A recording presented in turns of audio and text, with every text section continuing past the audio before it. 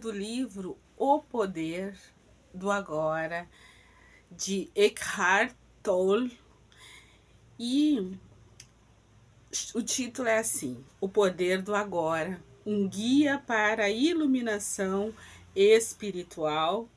É da editora Sextante, e este é um dos melhores livros que surgiu nos últimos tempos. Cada frase transmite verdade e poder. E aqui, assim, observações de Deepak Chopra, autor de o livro As 7 Leis Espirituais do Sucesso. Então, vamos começar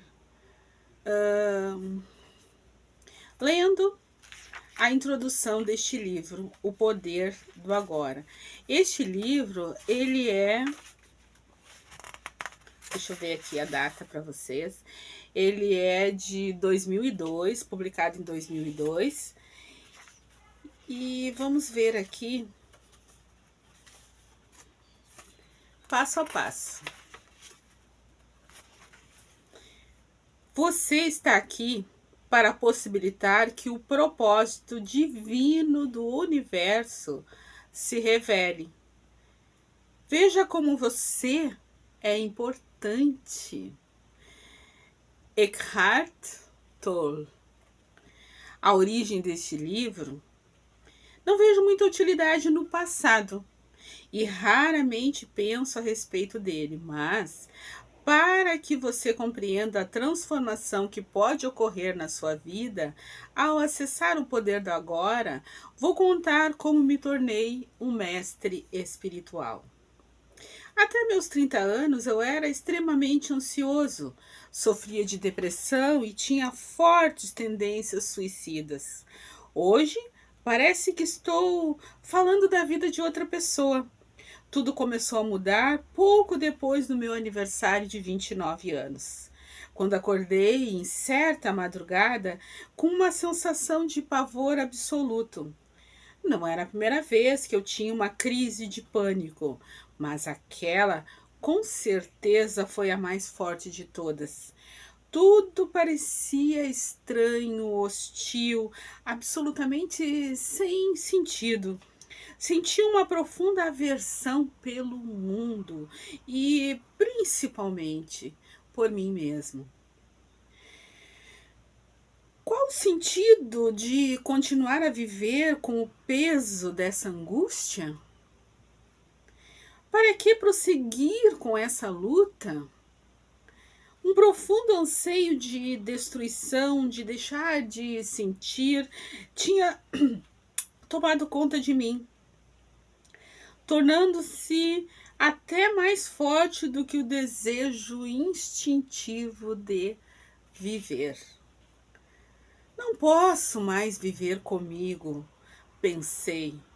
Então, de repente, tomei consciência de como aquele pensamento era peculiar. Eu sou um ou sou dois? Se eu não consigo mais viver comigo, deve haver dois de mim, o eu e o eu interior. Com quem o eu não consegue mais conviver? Talvez, pensei, só um dos dois seja real. Fiquei tão atordoado com essa estranha dedução que a minha mente parou. Eu estava plenamente consciente, mas não tinha mais pensamentos. Fui arrastado para dentro do que parecia um vórtice de energia. No início, o movimento foi lento, mas depois acelerou. Fui tomado de um pavor intenso e o meu corpo começou a tremer. Ouvi as palavras: não resista, como se viessem de dentro do meu peito. Eu estava sendo sugado para dentro de um vácuo que parecia estar dentro de mim e não do lado de fora. De repente, perdi o medo e me deixei levar. Não me lembro de nada. que aconteceu depois.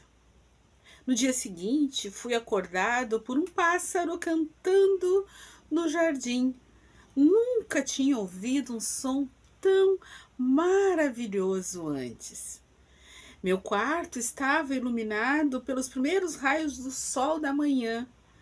Sem pensar em nada, eu soube que existem muito mais coisas para vir à luz do que nós percebemos. Aquela luminosidade suave que atravessava as cortinas da janela do meu quarto era o próprio amor. Meus olhos se encheram de lágrimas e eu percebi que nunca tinha reparado na beleza das pequenas coisas, no milagre da vida. Era como se eu tivesse acabado de nascer de novo. Durante os 5 meses seguintes, eu vivi em um estado permanente de paz e alegria. Depois, essa sensação diminuiu de intensidade, ou talvez eu tenha simplesmente me acostumado com ela, pois se tornou o meu estado natural, meu estado natural. Embora eu continuasse vivendo normalmente, tinha percebido que nada que eu viesse a fazer poderia mudar realmente a minha vida. Eu já tinha tudo que eu necessitava. Eu sabia que algo profundamente significativo tinha acontecido, mas não entendia exatamente o que foi. Só compreendi anos mais tarde, depois de ler muito sobre espiritualidade e de conviver com mestres iluminados. Percebi que eu já tinha vivenciado a transformação que as pessoas tanto desejavam. A pressão interna do sofrimento daquela noite forçou minha consciência a pôr um fim à sua identificação com a infelicidade e com o falso eu interior, amedrontado e que minha mente havia criado para me controlar. Foi uma transformação tão completa que esse eu interior, sofredor, murchou imediatamente, como quando se tira o pino de um brinquedo inflável. O que restou foi a minha verdadeira natureza, a minha presença, a consciência em seu estado puro, anterior à sua identificação com a forma. Mais tarde, aprendi a entrar numa dimensão interior, eterna e imutável, que havia percebido inicialmente como um vazio, e a permanecer plenamente consciente, assim, alcançando um estado de profunda paz e bem-aventurança. Eu me entreguei completamente a essa experiência e, durante um bom tempo, abri mão de tudo no plano físico, mas não tinha mais emprego, casa, relacionamentos, nem uma identidade social definida. Passei quase 2 anos sentado nos bancos de parque, num estado de profunda alegria. Mas até mesmo as experiências mais bonitas vêm e vão, né? Retomei a minha vida no plano físico, mas o sentimento de paz nunca mais me abandonou. Às vezes ele é tão intenso, quase palpável, e outras pessoas também podem senti-lo. Outras vezes ele fica na retaguarda, como uma melodia distante. Tempos depois, as pessoas iriam se aproximar de mim e dizer: quero o que você tem. Você pode me dar ou me mostrar como conseguir? Eu respondia: você já tem, mas não consegue sentir porque sua mente está fazendo muito barulho. Foi essa resposta que acabou originando o livro que nós temos nas mãos. Quando eu vi, já possuía de novo uma identidade externa. Tinha me tornado um mestre espiritual. Então aqui, né, ele está nos falando desses momentos de aflição e de angústia, de sofrimento psíquico que ele viveu, e que esse mesmo sofrimento acabou por levá-lo a um despertar espiritual, né?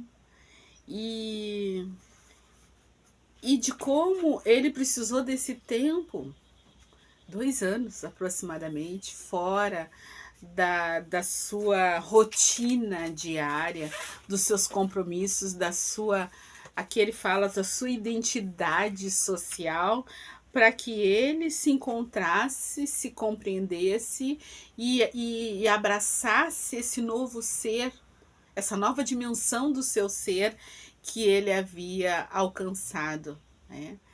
Isso me lembra um pouco a história de Paulo de Tarso, né? Que após o encontro do Cristo na estrada de Damasco, ele, que havia sido um homem dedicado a fazer cumprir a lei de Moisés, né? Falando em relação ao livro Paulo Estevão, psicografado por Chico Xavier, ele que havia se dedicado a fazer cumprir a lei conforme Moisés determinou, deixou escrito, e que perseguia os cristãos, quando ele, na estrada de Damasco, ele encontra com o Cristo, a claridade é tão intensa que ele cai de joelhos e fica por um período cego, né? E ele reconhece aquilo como verdade, como sentido, como a essência da vida, e ele entra no arrependimento das perseguições que ele havia imposto e feito cumprir contra cristãos, né? Ele estava na estrada de Damasco justamente para perseguir e prender Ananias, e que havia sido agente para que a sua noiva se convertesse ao cristianismo. E nesse momento que ele tem essa queda e que Cristo orienta ele que vá a Damasco, que entre em Damasco e procure pelo Ananias, que o Ananias iria ajudá-lo a reconstituir a sua visão. Então, quer dizer, aquele que ele estava indo perseguir seria o agente de ajudá-lo nessa nova etapa, nessa nova forma de ver a vida, de perceber a si mesmo, ao mundo e a Deus, né?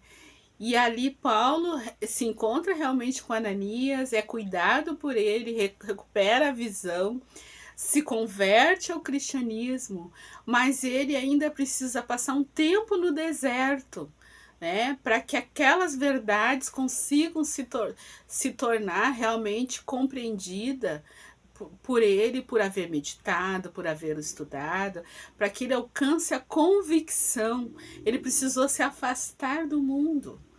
E depois ele retorna, então, e se torna, né, o maior apóstolo, né, o apóstolo dos gentios, aquele que iria levar a verdade, os ensinamentos do Cristo a todos os povos, né, do planeta. Aquele homem que havia sido forjado para servir a Deus, de corpo, de alma, através da sua palavra, dos seus ensinamentos. Então, quando ele está falando desse despertar, me faz lembrar desse trecho de Paulo e Estevão. Esta é só a primeira parte da introdução. Siga nos acompanhando, vamos juntos. Vocês pensaram alguma coisa diferente? Vocês já tiveram alguma experiência semelhante? Deixem comentários aí.